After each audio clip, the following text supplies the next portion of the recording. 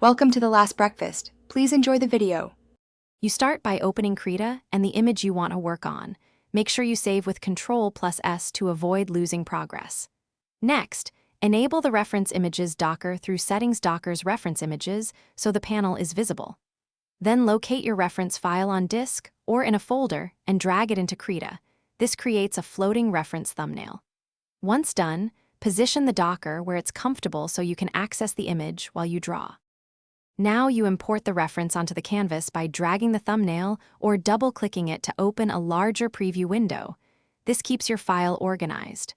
Use the Transform tool, Ctrl+T, to scale, rotate, or flip the reference so it matches your composition.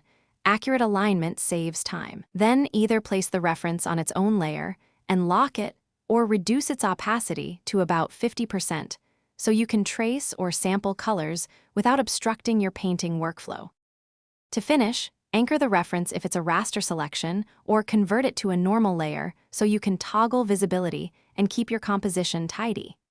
Use the color picker to sample hues directly or crop and clone areas to transfer texture and detail precisely.